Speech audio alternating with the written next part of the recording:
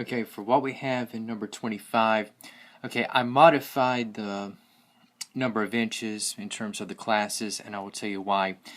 Originally it had 5.5 to 20.5, then you had 20.5 to 35.5, and to me, at least upon my training that I have had regarding statistics, again, you cannot have any one integral value to belong in one class and then overlap into another class.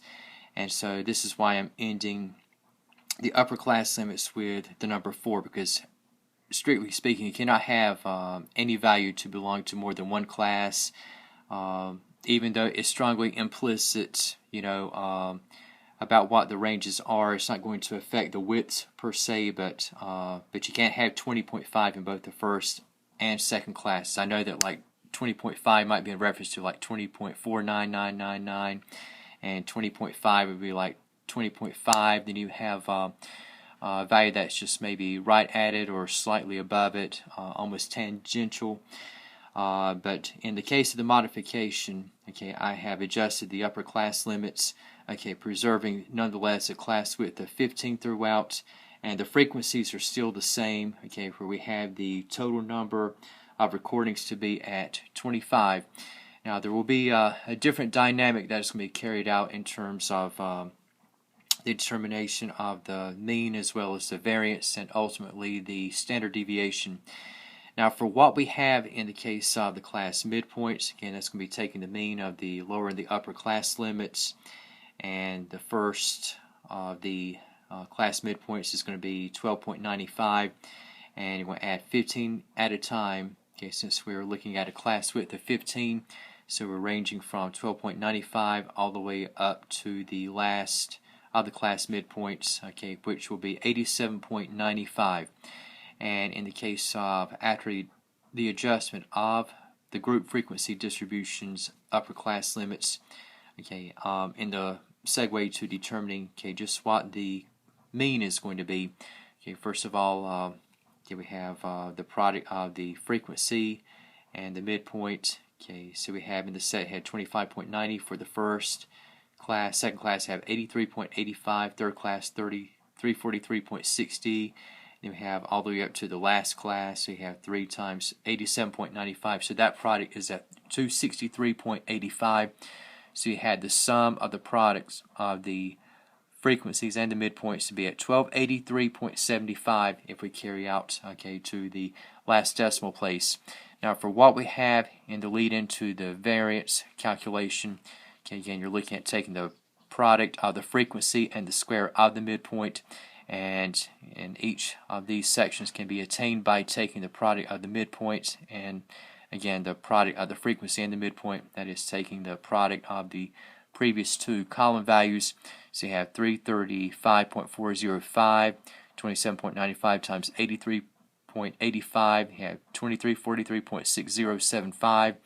Then maintaining the pattern, okay, saying that for the sixth class you have 87.95 times 263.85, so you have this product at 23,205.6075. and if we were to add all these numbers together, okay, we would have a sum in this case of 76,756.5625. Okay, so in the case of the lead into determining, okay, just what the class mean is going to be, okay, we have again we have for the mean itself, okay, we have for taking once again the sum of the products of the frequencies and the midpoints divided by the number of recordings. In this case we have it 25, so you have 1283.75, okay, divided by 25, and so for what we are going to have in this particular case is for the mean, okay, it's going to be right at 51.35. Okay, now for what we have in terms of the modal class, okay, that again is going to be, okay, the class that has the highest frequency, and in this one highest frequency is going to be at 8, and that is going to belong to the third class, this case, which we have at 35.5 to 50.4. Okay, and in terms of the variance, okay, so you have S squared.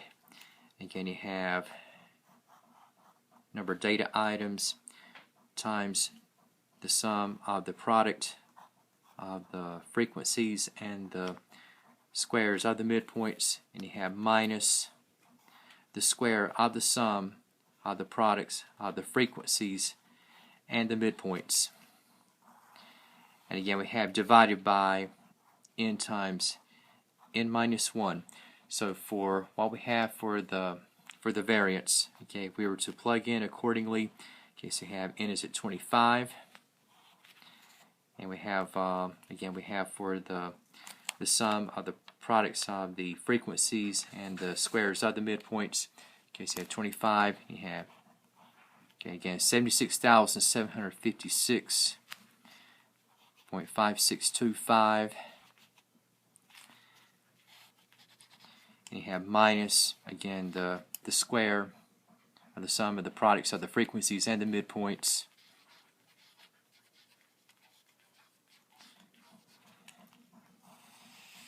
And again, have all over 25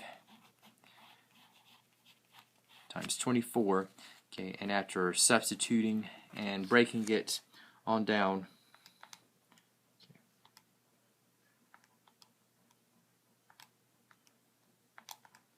let's see, taking the numbers as they are.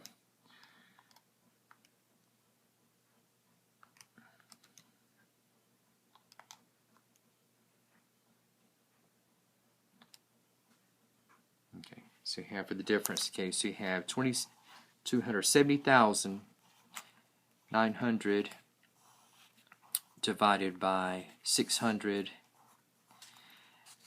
And so for what we have regarding the ratio here, okay, we have for the variance, okay, that is going to be, in this case, a 451.5, okay, and thus we have for the standard deviation, okay, that is going to be the square root of this value.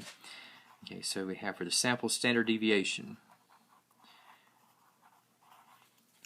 okay, it's going to follow that S, our sample standard deviation, okay, is going to be the square root of 451 and a half. And so for what we have in this case, that is going to be about 21.2. Or if you take out to the nearest two decimal places, actually, yeah, so you have about 21.25. So again, we have the mean is going to be at 51.35. Modal class, again, is the third one, from 35.5 to 50.4. Variance we have at 451.5. And as for the standard deviation, okay, we have right at 21 1/4.